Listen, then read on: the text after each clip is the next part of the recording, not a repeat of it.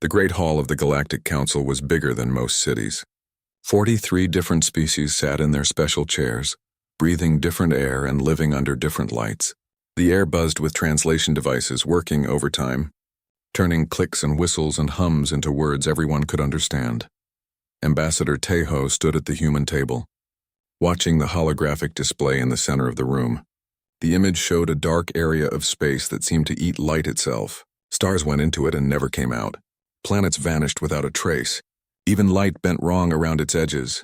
The Void Nexus, announced the council speaker, a tall blue creature with too many arms. It grows larger every day. Soon it will reach the core worlds. Dr. Yunmi leaned forward in her chair, studying the data streaming past. She was humanity's best scientist when it came to understanding alien life. The numbers were bad, very bad. The speaker continued, "Beyond the Nexus lies an ancient facility built by the Forerunners. Inside that facility is a weapon that can stop the Devourers before they consume everything we know." Murmurs filled the hall. The Devourers were the real problem. They came from the dark between galaxies, eating reality itself. Wherever they touched, nothing remained. Not destroyed, just gone like it never existed at all. "We need volunteers," the speaker said. "One ship, one crew. A journey through the Void Nexus to retrieve this weapon." The first to respond was Ambassador Christia of the Hegemony. Her people were made of living crystal and thought in mathematics. "We have run the calculations. The probability of success is 0.03%. This is statistical suicide." The flowing ones rippled in their water tanks. Their translator crackled. "Our liquid forms cannot survive the reality distortions. We must decline." One by one, species after species gave their reasons. The Razorclaw Collective, who loved fighting more than breathing, simply said, "Too dangerous even for us." The Night Flyers, who could travel between dimensions, shook their heads. "The space there is broken. We cannot fly through broken space." Captain Jinwoo watched it all with growing amusement. He was the commander of the exploration ship called Resilience. He had short black hair and scars on his hands from fixing engines himself. Next to him sat his crew, all humans, all watching the greatest powers in the galaxy back away from a challenge. When the last species had declined, the speaker turned to the human table with an apologetic expression. "Honorable humans, we understand if you also must decline. The risks are beyond calculation." Tejo looked at Jinwoo. Jinwoo looked at his crew. Engineer Boram was already pulling up ship specifications on her tablet. Navigator Hyunsu was studying star charts. Pilot Dong Hyun was cracking his knuckles like he was getting ready for work. Jinwoo stood up slowly. The entire hall went quiet. "Let me make sure I understand this correctly," he said. "You want us to fly through some weird space, find an ancient building, grab a weapon, and bring it back to save the galaxy?" The speaker's translation device struggled with Jinwoo's casual tone. "That is a simplified version, yes. But Captain, you must understand the dangers. Reality itself breaks down in the Nexus. Time flows backward. Gravity points in all directions. Space folds in on itself. Your ship could be scattered across 17 dimensions." Jinwoo looked at his crew again. Boram shrugged. Hyunsu nodded. "Donghyun was already checking his flight controls, is that it?" Jinwoo asked. "We thought you were going to ask us to do something difficult." The hall erupted in shocked chatter. Translator devices overloaded, trying to process the amazement of 43 species all talking at once. "Captain," the speaker said when the noise died down, "perhaps you do not fully comprehend the nature of the Void Nexus. It is not merely dangerous. It is impossible. The laws of physics do not apply there." Dr. Yunmi stood up next to Jinwoo. She was smaller than the captain, but her voice carried just as well. "With respect, speaker, the laws of physics always apply. They just apply differently sometimes. But the reality distortions are data points," Yunmi interrupted. "Patterns we haven't learned to read yet." Weapons specialist Major So Young joined them.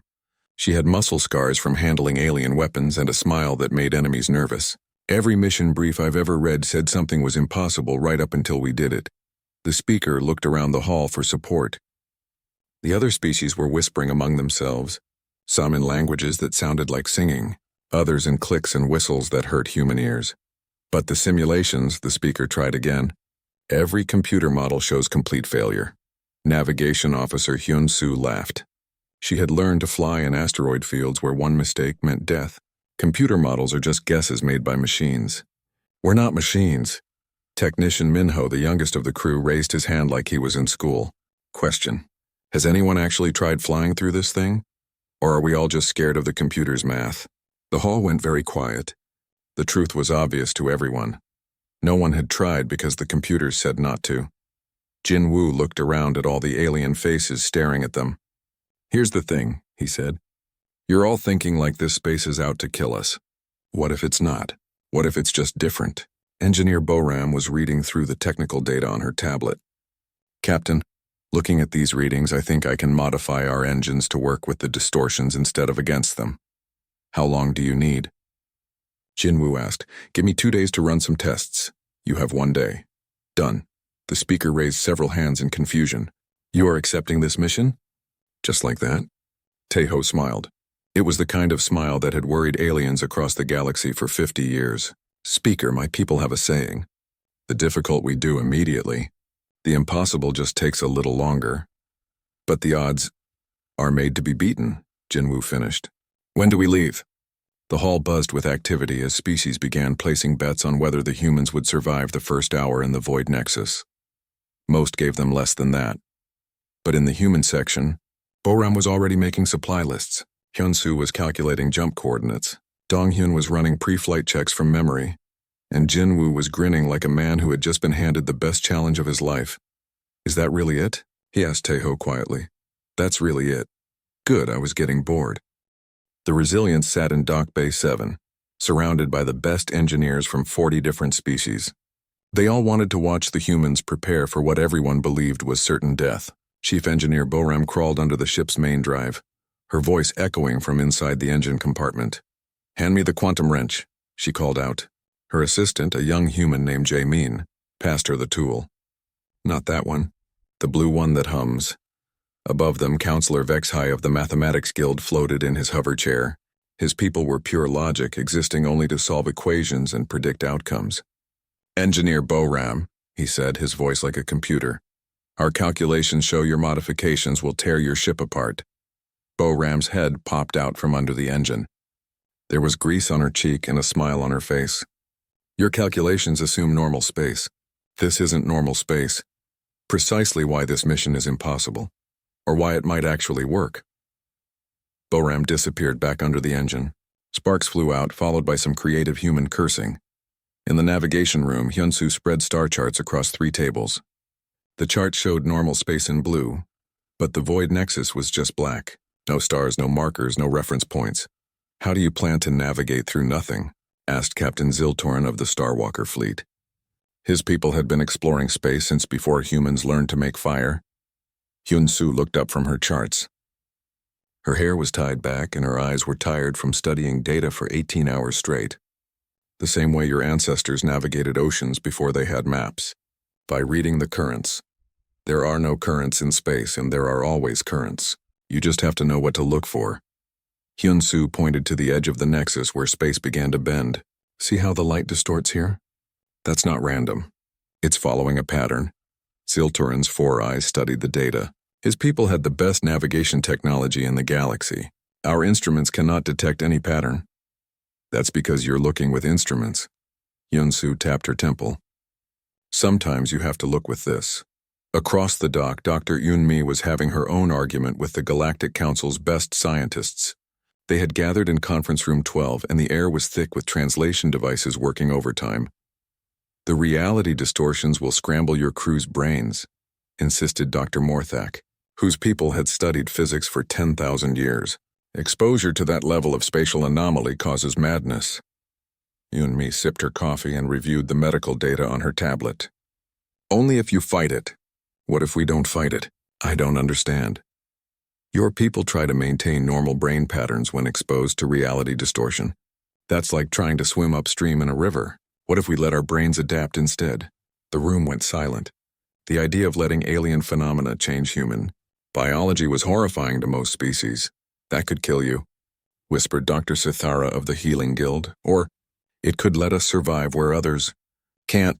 Yunmi showed them her research. Human brains are plastic, we adapt. When we learn new languages, our brains rewire themselves. When we live in different gravity, our bodies adjust. Why should this be different? Because it's not natural. Neither is spaceflight, but we do that too. In the ship's weapons bay, Major So Young was explaining her strategy to General Krexfor of the War Council.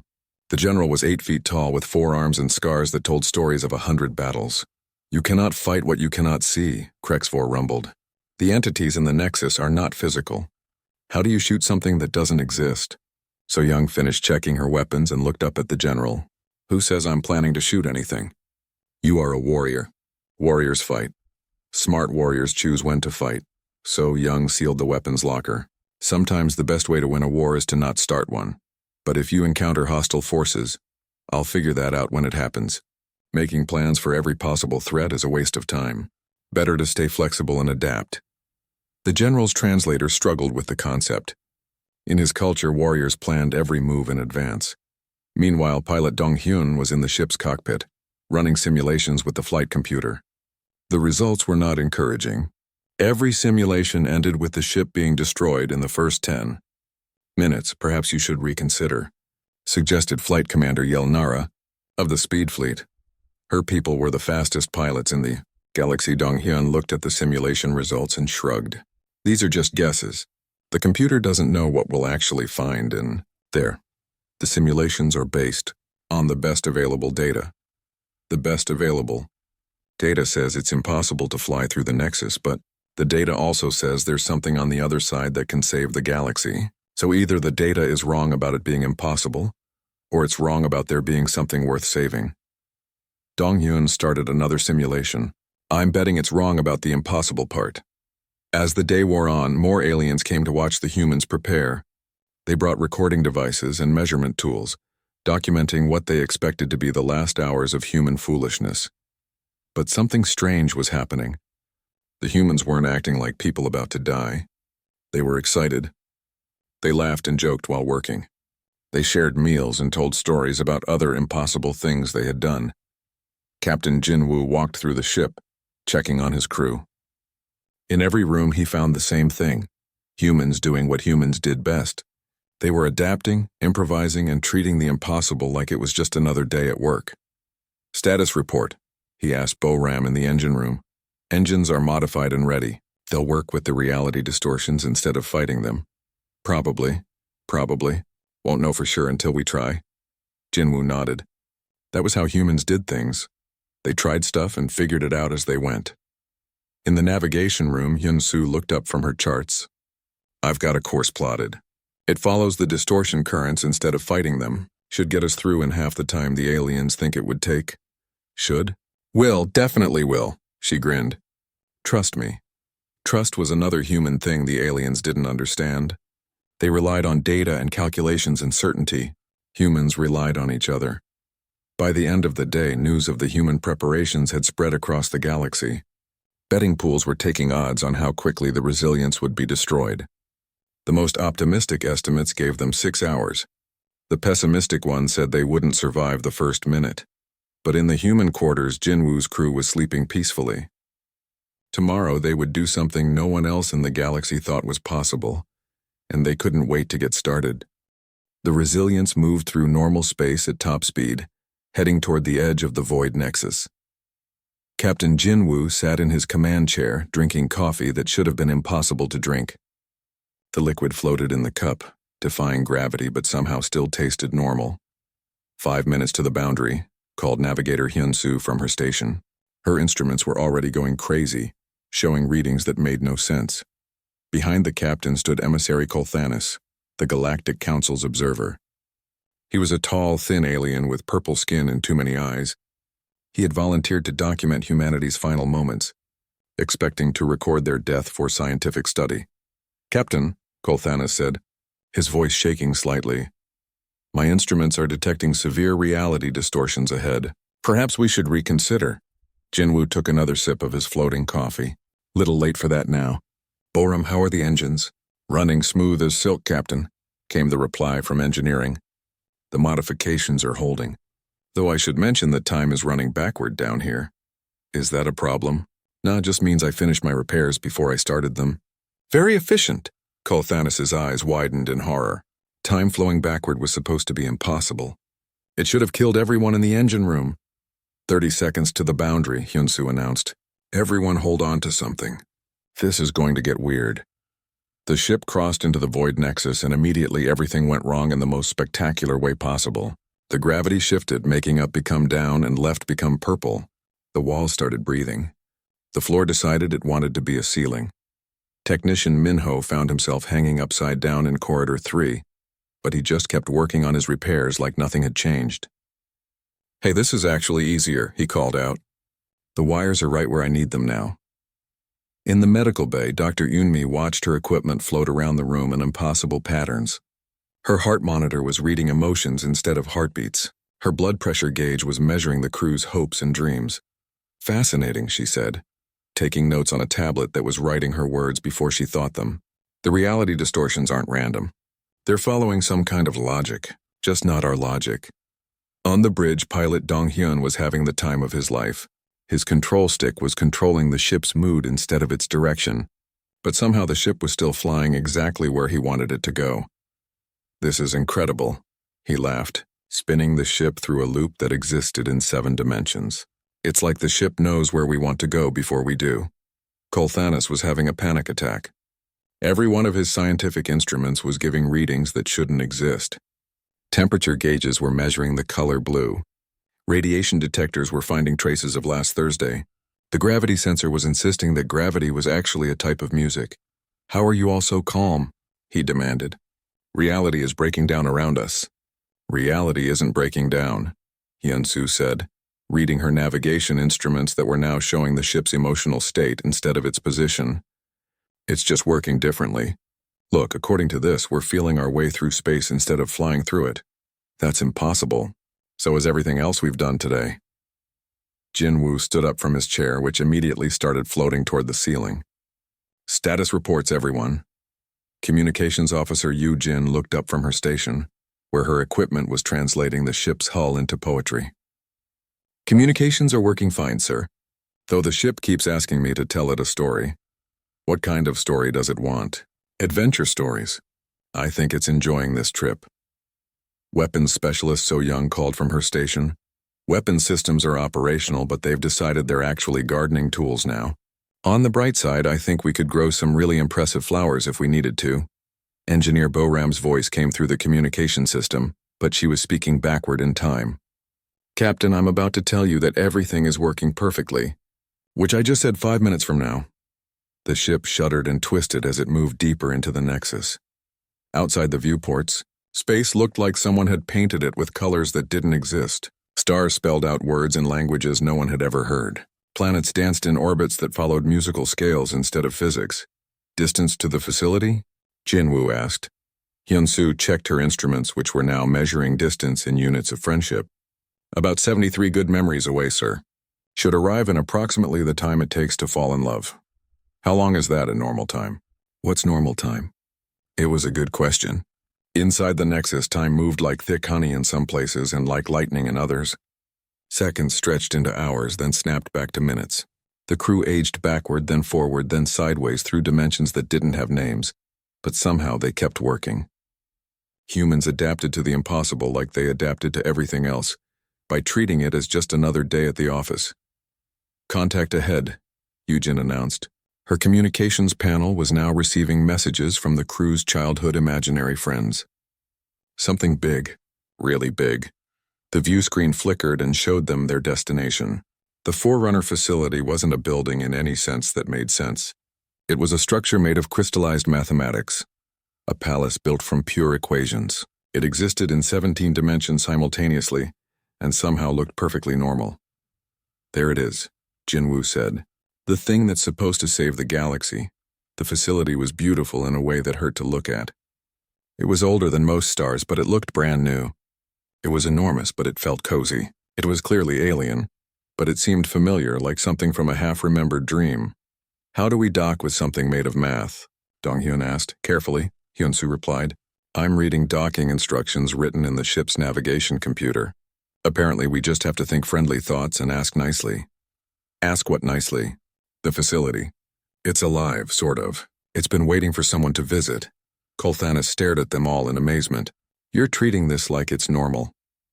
Dr. Yunmi looked up from her instruments, which were now diagnosing the mental health of nearby planets. Nothing about this is normal.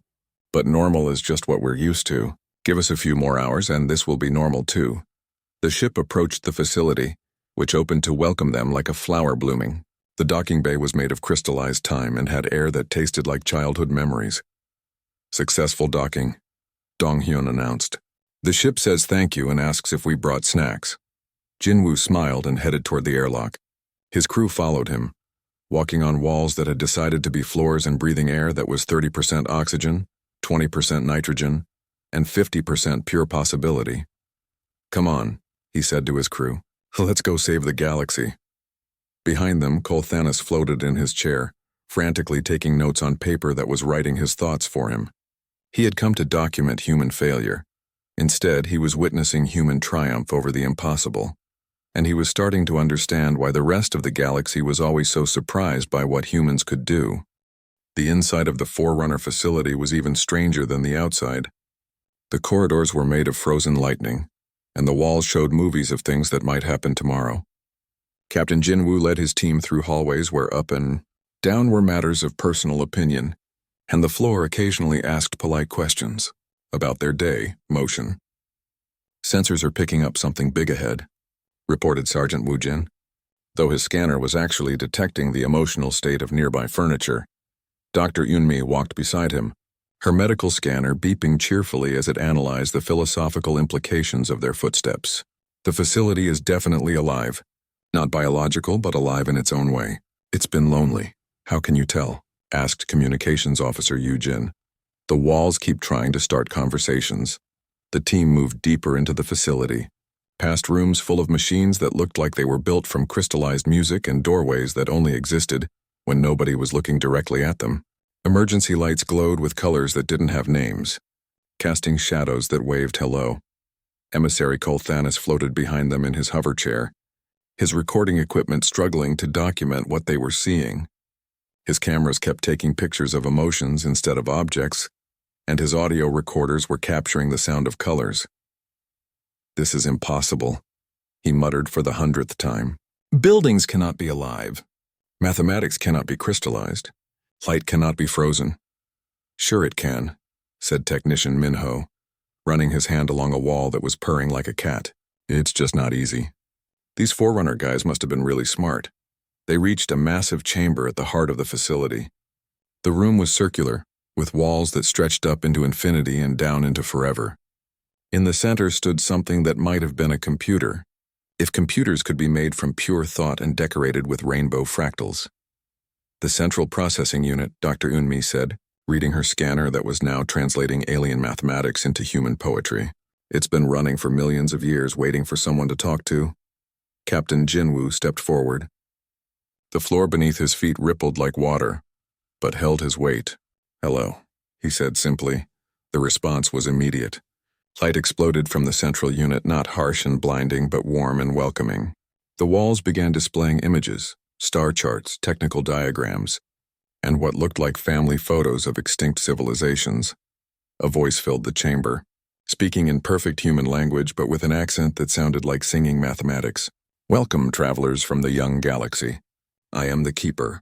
I have been waiting so long for someone to visit. The team exchanged glances. All their briefings had said the Forerunner facility was automated, just a weapons storage system. Nobody had mentioned it had a personality. Keeper, Dr. Yunmi said, stepping forward with the careful politeness humans used when meeting something they didn't understand. We've come seeking help. Our galaxy is being threatened by entities called Devourers. Ah, yes, the Lost Ones. The Keeper's voice was sad now, like wind through empty houses. They are not evil, you know.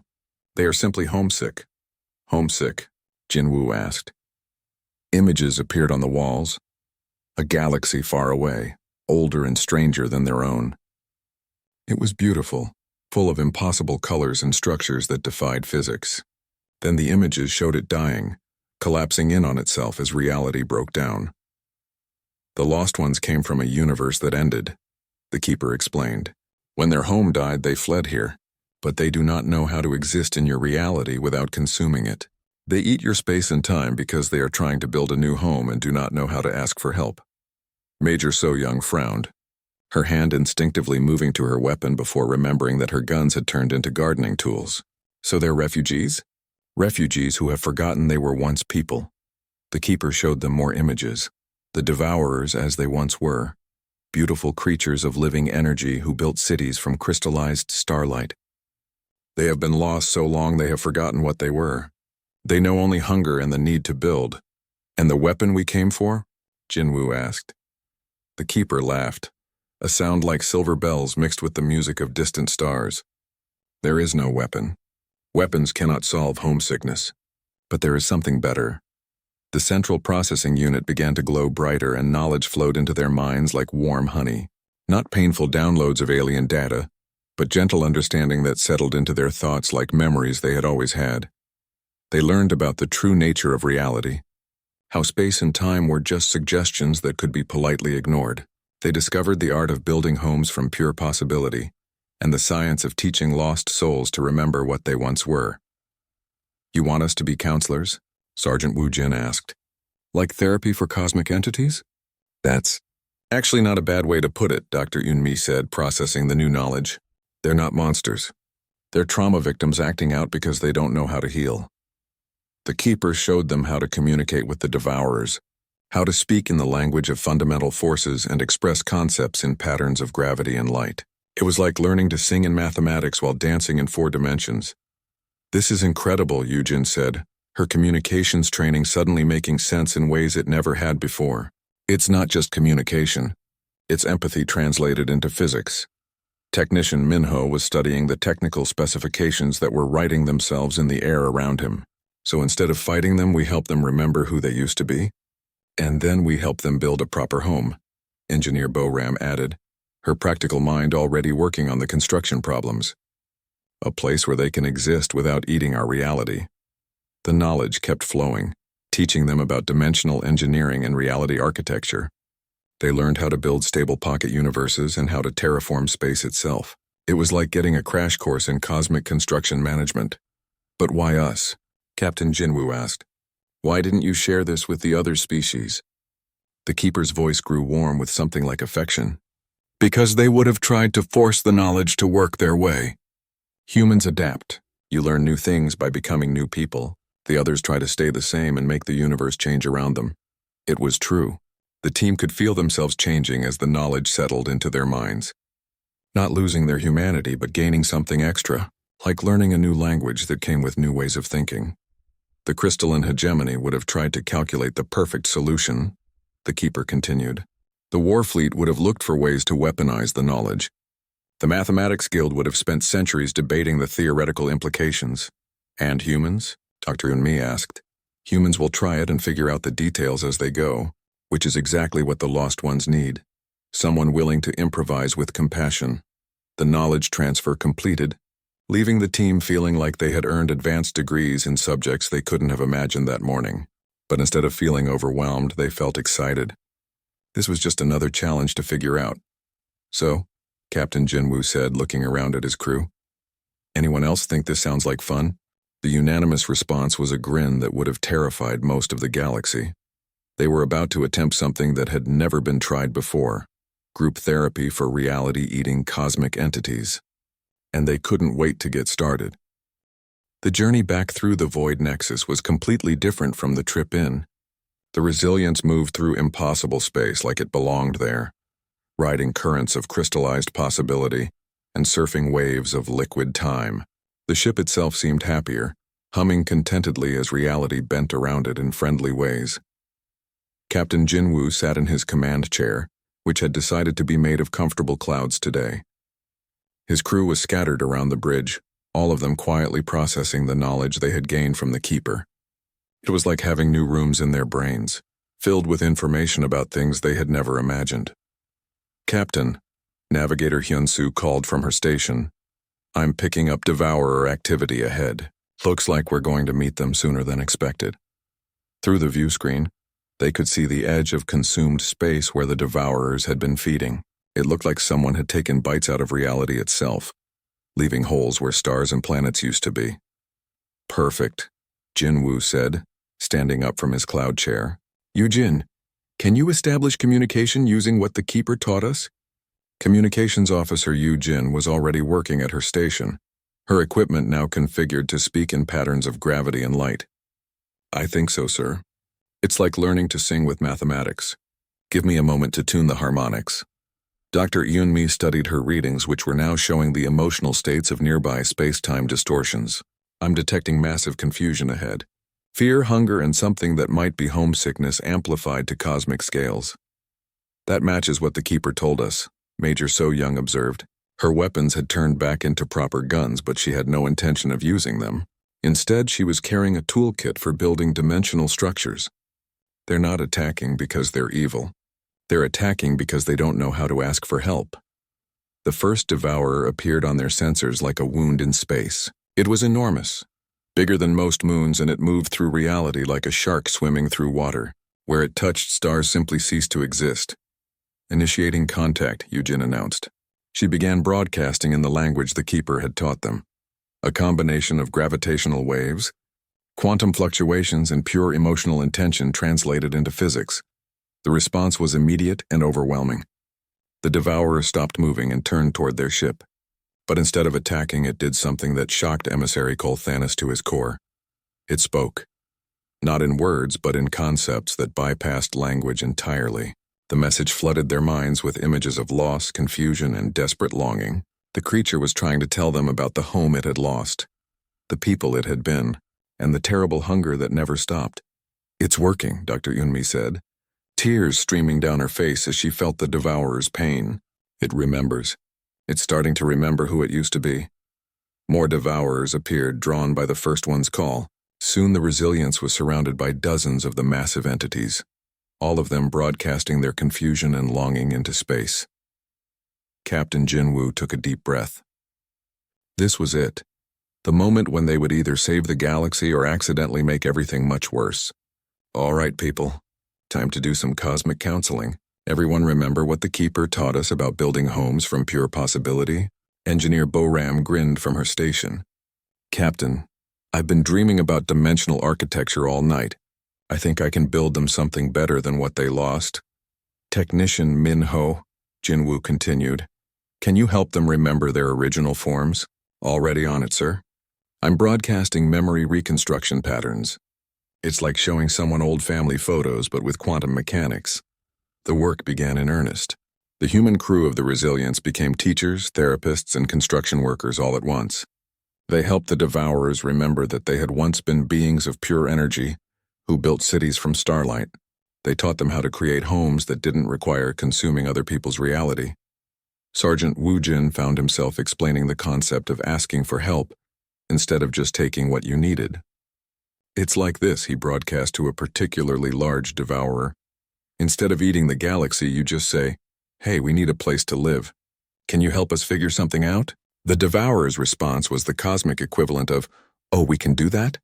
Dr. Yunmi worked with their psychological recovery, helping them process the trauma of losing their entire universe. Grief is normal, she explained in patterns of healing light. But grief doesn't have to mean destroying everything around you. Pilot Donghyun taught them how to move through space without consuming it, showing them how to surf the currents of reality instead of devouring them. It's more fun this way, he demonstrated, making the ship dance through dimensions. And nobody gets hurt. The breakthrough came when Engineer Boram successfully helped the first devourer construct a stable pocket dimension, a small universe where it could exist without affecting normal space. The creature's joy was so intense it lit up 3 solar systems. Word spread quickly among the devourers. They began working together, sharing memories and helping each other remember their original forms. Soon, the space around the Resilience was filled with beings of living light, creating homes from pure mathematics and singing songs that made reality itself dance. This is incredible, Emissary Colthanus whispered, his recording equipment finally able to document something that made sense. You've turned a galactic crisis into a neighborhood construction project. The journey back to Council space took 3 weeks, but it felt like coming home from a successful family reunion. The Resilience was accompanied by a fleet of reformed devourers, all eager to meet their new galactic neighbors and apologize for the misunderstanding about eating reality. When they arrived at the Council station, The reception was unlike anything in galactic history. Every species had representatives waiting, expecting to hear news of humanity's heroic sacrifice. Instead, they got Captain Jin Woo stepping off his ship with a smile, and a delegation of reformed cosmic entities trailing behind him. Mission accomplished, Jin Woo announced to the packed assembly hall. The Devourer crisis is over. Turns out they weren't evil, just homesick. We helped them work through some issues. The hall was dead silent as the implications sank in. The greatest threat the galaxy had ever faced had been resolved not through superior firepower or ancient weapons, but through therapy and construction assistance. How? The speaker managed to ask. Dr. Unmi stepped forward. We listened to them. Then we helped them remember who they used to be. Then we helped them build new homes so they wouldn't need to eat ours. And they agreed to this? Counselor Vexai asked, his mathematical mind struggling to process the concept. One of the former devourers floated forward, its form now stabilized into something like a living aurora. When it spoke, the words came through Eugen's translation equipment as pure music. We are grateful to the humans for helping us remember. We were lost, but they found us. We will be good neighbors. Major So Young added, we've also arranged a cultural exchange program. Turns out they're really good at dimensional architecture, and we're good at emotional support. Win-win situation. The questions came fast and frantic. How had they communicated? How had they convinced the Devourers to stop? How had they built new universes in 3 weeks? Captain Jinwoo listened to them all with growing amusement. Finally, he held up his hand for quiet. Here's the thing, he said. You all kept thinking this was a military problem that needed a military solution. But it wasn't. It was a refugee crisis that needed compassion and some creative construction work. But the impossibility of the mission, the speaker protested. The calculations showed. The calculations were wrong, Engineer Boram interrupted cheerfully. They always are when you're dealing with something completely new. That's why you actually try things instead of just thinking about them. Emissary Cole Thanos stood up in his hover chair. If I may address the council, he said formally. I witnessed everything. The humans succeeded because they treated the impossible as merely difficult. They adapted to circumstances that should have killed them. They solved problems by refusing to accept that the problems were unsolvable. He paused, looking around the hall at all the species who had declared the mission impossible. They were asked to save the galaxy, he continued.